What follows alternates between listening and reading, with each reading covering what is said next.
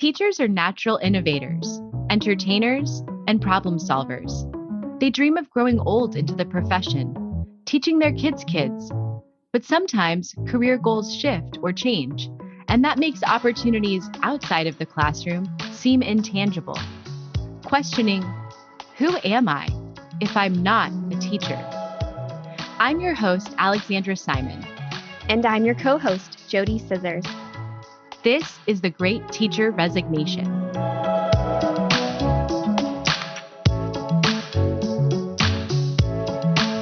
Today, our guest is Andrew Kerper.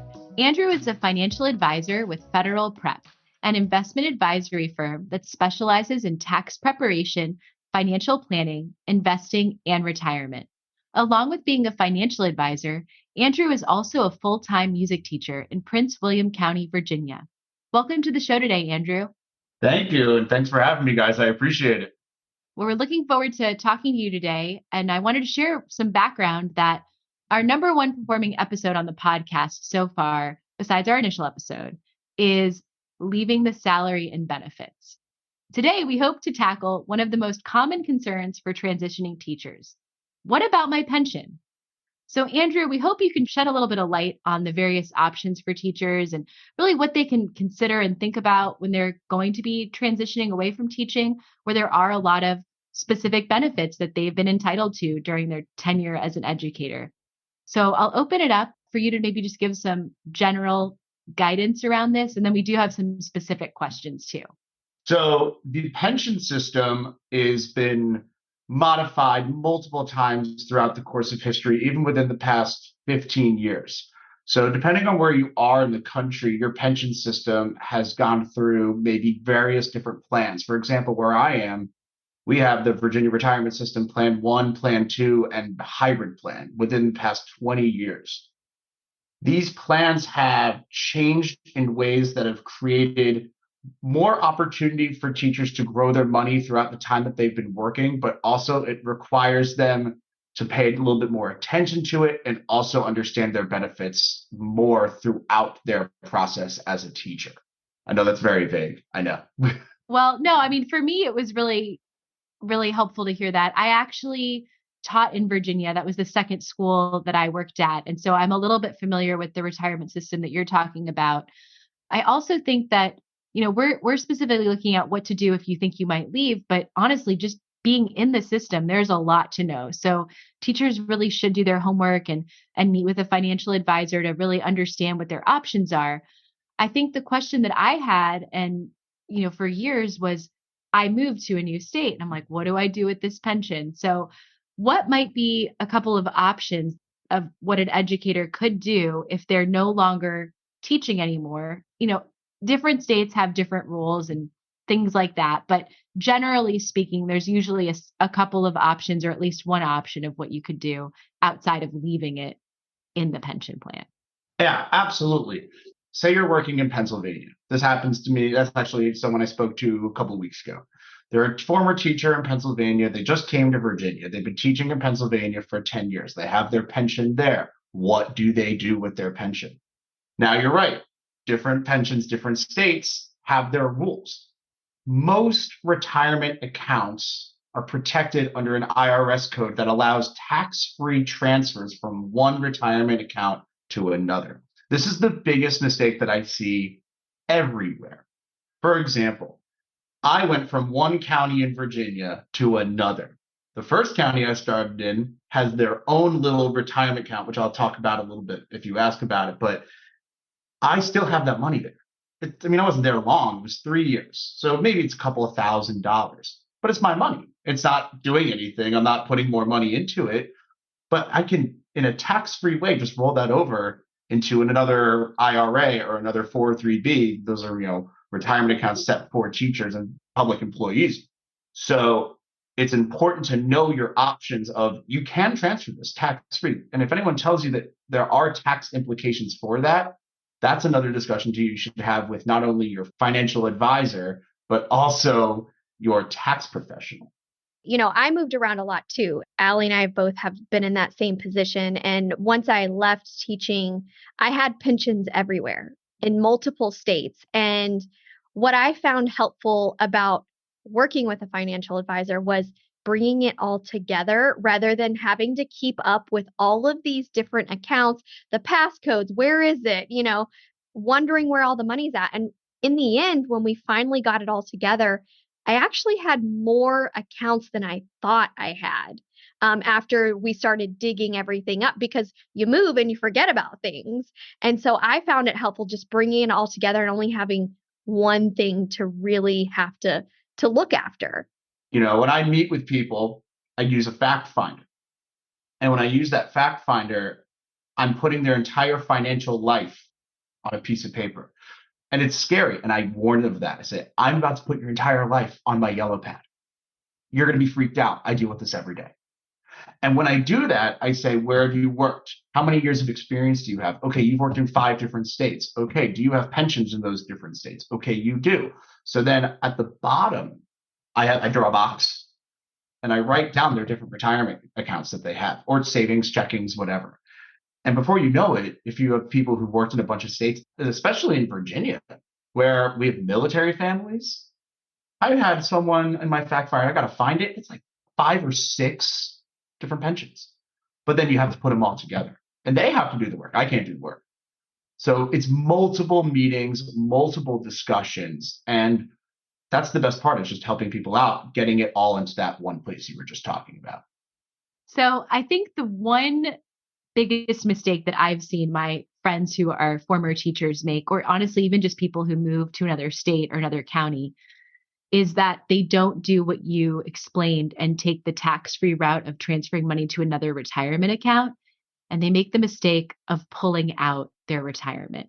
And I'm wondering, some people might not understand the difference between rolling over a retirement or a pension into another retirement plan, that's where you don't pay the taxes at that point because it's either pre-tax or you tax later on, but they just pull out the money, right? They see that they have $20,000 in their state pension or their retirement account. What's the problem with doing something like that? Can you share with our listeners why you want to be really cautious if you're considering that as an option? So Federal Prep is also a tax preparation agency. So this is something we deal with a lot. The downside, let's say you have $20,000 in your 457 plan. You're ready to, you're leaving teaching, you want to take it out. In the state of Virginia, VRS will do a 20% tax reduction immediately.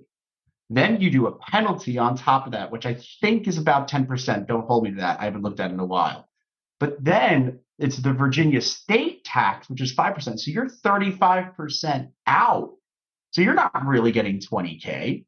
There's a 35% reduction in really what you're getting. So is it really that much worth it?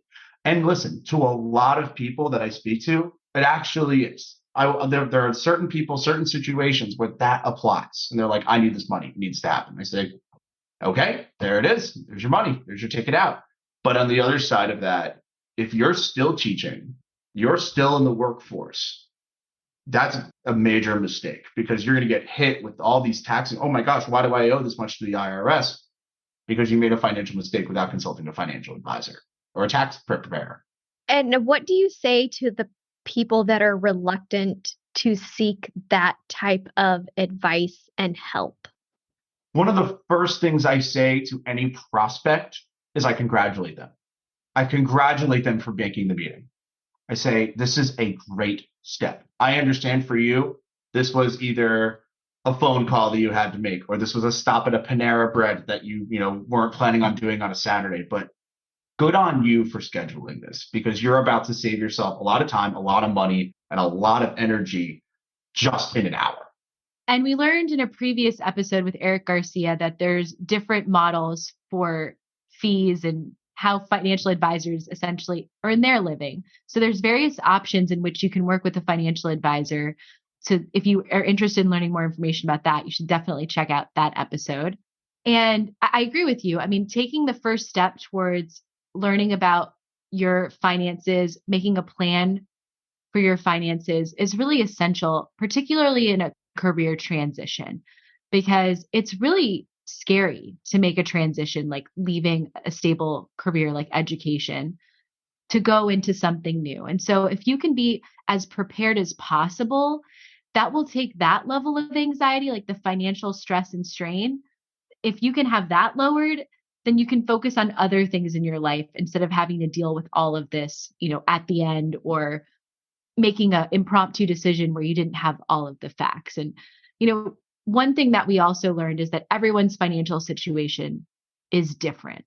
So, how do you differentiate for clients? So going off of really what you just said about, it's so important that people learn about all their options and everything. One of the things you said, I'm a teacher. I'm still a teacher. I work as a chorus teacher, teaching middle school chorus, and I love it. I'm an educator. My passion is education. So when I get into these meetings with people, I'm just giving them an education. When you think about it even deeper, how do you differentiate a client? How do you differentiate a student? When I hold a meeting, it's a lesson plan. I am drawing the lesson plan of retirement for them. It's all I'm doing. It's very simple to me. And I don't mean to be cocky about it, and I don't mean to be like wholesome or whatever, but every day a teacher goes into that office, or you go into your work. You were just asking me before about, oh, aren't you lesson planning this weekend? No, I'm not lesson planning this weekend because I'm going to live my life. That's number one. Number two is every day a teacher goes in and lesson plans for other people, for tiny humans. That's what they do. They plan, SOLs, Virginia state standards, blah, blah, blah, blah, blah. But no one teaches them to create the lesson plan of their retirement and their financial future. And it makes me angry. It makes me upset. So that's why I do what I do. And that's how I differentiate it, just like I would in a lesson plan. It's the same thing. So the one thing I really loved about the way Andrew broke that down, and the reason why I value his experience, is that I wanted a financial planner. This is coming from Dave Ramsey, with the heart of a teacher.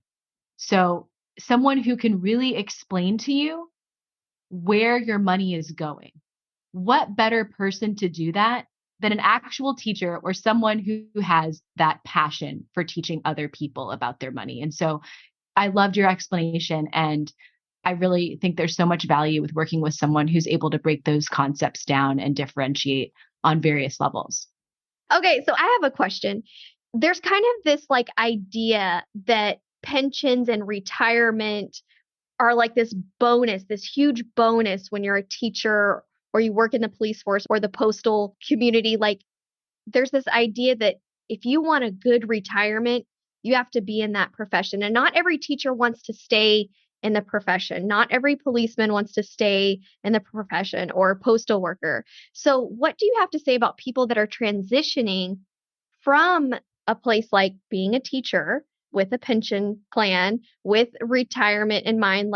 Is it possible? It is. And it's important to realize that even though a teacher, pension plan, postal worker, federal employee, you name it, they're not perfect. They're really good. They're really not perfect. And they're getting, dare I say, worse and worse. But then you think about the workforce. So I had a friend who, she was a teacher and now she's working somewhere. I think she's working in educational tech. So she has an IRA. She has a retirement account, or 401k rather, I should say. It's just different. Now, there are benefits that come with being a teacher. There's like benefit life insurance, and there's options for cheaper disability. And I get it. But you're able to contribute a little bit more in a 401k. You control the investments. You work with your employer. Maybe your employer is also cash matching. That's a big thing that teachers look for, is the cash match, right? Your employer might be doing that same thing. It might be more heavily invested. It's planning for the person who is retiring at near a retirement age. That's a benefit. And your opportunity to leaving teaching, as much as I love teaching, unfortunately the salary isn't all there. So you might be making more in the outside world. If you're making more in the outside world, you're putting more towards retirement. You have more retirement accounts, more opportunities to save. So it's scary, but it's doable. I think that's what some people need to hear, is that it is achievable, that you can make these long-term plans as they are set up in the teaching profession as one of the benefits, but it's meeting with a financial advisor can give you that long-term plan that perhaps was already mapped out for you before as you were in the classroom. So if they were to approach you and say, I need help, I'm thinking about staying or I'm thinking about going, can you help me understand the trajectory of my life in terms of finances? Yeah. So on a teacher side of that, my job's done. It's so easy. And I hate to say that as a financial advisor that part's easy. In the state of Virginia, all you have to do is log onto your VRS account, Virginia Retirement System account, and it literally tells you how much longer you have until your retirement. It says your 30 years for your full benefit or your unreduced benefit, I should say. That's kind of the term the VRS uses. So you can log on. Another side of that is that the VRS is like not the most user-friendly website. That's okay. But it says it in big bold letters. It says, this is the amount of money you will receive on this day when you retire. So that job's done. When I meet with someone outside of that, or even a teacher who's planning on leaving, the best part that I find about Federal Prep is we're a financial advisory firm. So let's say you have a goal for retirement. You don't know where to bring your money. You're confused. You don't know if you should go to a major bank and put your IRA through there, your 401k through there. You can bring your retirement money to us. We're a financial advisory firm. We have portfolio managers. We do this for a living. I'm retiring someone tomorrow. They're rolling their money. They want to do an IRA. They want to create this.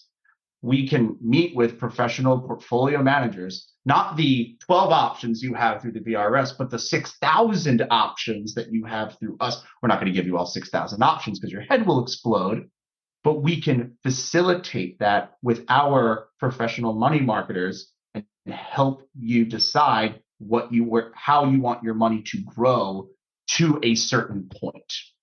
That's really what I was curious about, because I know that seeing the number is only a piece of the puzzle. When I see my retirement number, I also want to know, what is that number going to get me? How is it going to support me if I have a mortgage, or maybe if I want to travel when I retire? Like, what is the plan along with that dollar amount? What are my limitations? What am I capable of doing? And if I'm not capable of doing the things I want to do, what do I need to do between now and then to be able to do the things I want to do in retirement? Right. So that's kind of where our portfolio managers figured that out. So we have a list of things like, okay, when you retire, what do you want to do? What do you want to do with this money? Do you have a plan? Do you have an idea? Ironically, usually someone says, I don't know. That's what they always say, right? You go, I don't know. And I say, okay, you're probably going to want to travel. You might have a grandbaby. You might have this. You might want to do that. You might want to buy that car. So let's plan that when you retire. And remember, if you have an IRA or a 401k, you can't access that before 59 and a half. So 60 about, right? So we need to get you to that point. How are we going to get you there? And then we got to talk about how can you get your money possibly in perpetuity, kind of like you had it when you were with your pension plan. What vehicle or financial instrument can we use to create that quote unquote pension feel? And then from there, we can say, okay, now you're getting a salary. Then you're going to reach a certain point where you're going to start collecting Social Security. But to go to your point of how can you predict that I'm going to need this amount of money to do this? The answer is there's really no way. You can count on a fact of inflation that happens. We've been in the biggest inflationary period since the 80s right now. But we can't predict that, oh, yeah, maybe it'll go 1% every 1%. Did we think that in 2019 we were going to have this inflationary period? We had no idea. No idea. But you can know that the stock market's going to move at a certain percentage. It's going to go up. It has to, theoretically, right?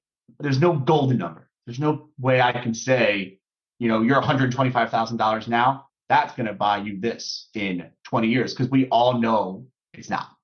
Yeah, and for our financial nerds like me, I love learning more about financial planning, what my options are.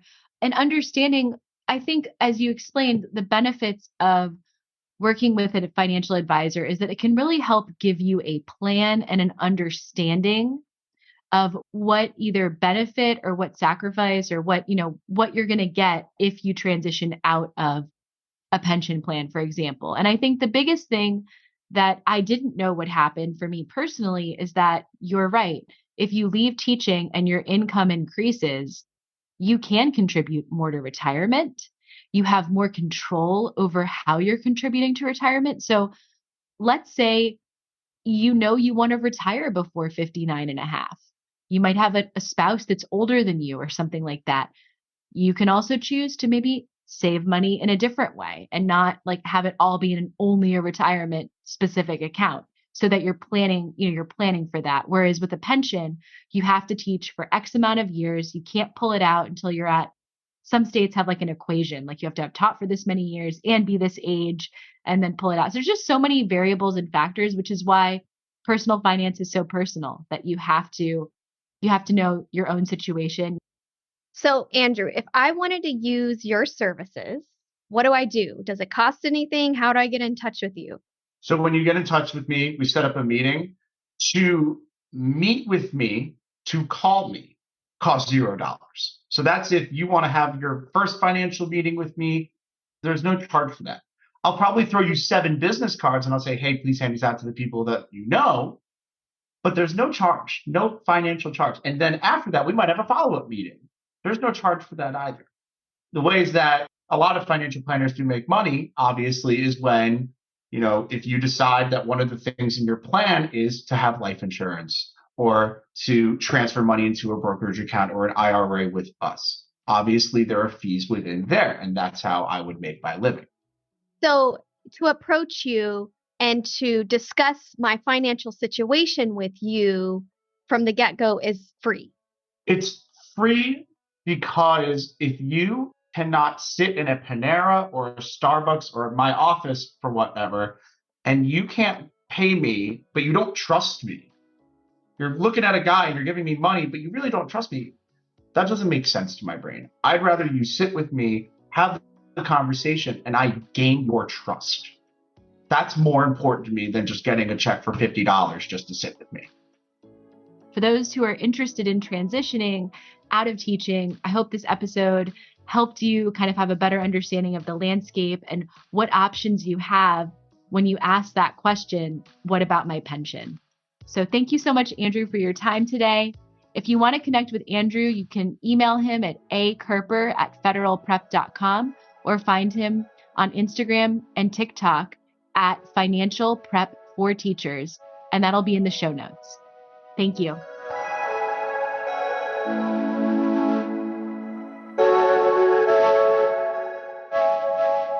If you liked The Great Teacher Resignation, give us a 5-star rating and follow us on Instagram, Facebook, Apple Podcasts, Spotify, Google Podcasts, Amazon Music, and Audible. Today's episode was written and recorded by me, Alexandra Simon, and my co-host, JoDee Scissors. Executive produced by Teacher Brain. Produced and edited by Emily Porter. Original music, Emoji by Tubebacker. Special thanks to our sponsor, Paper Planes Ed.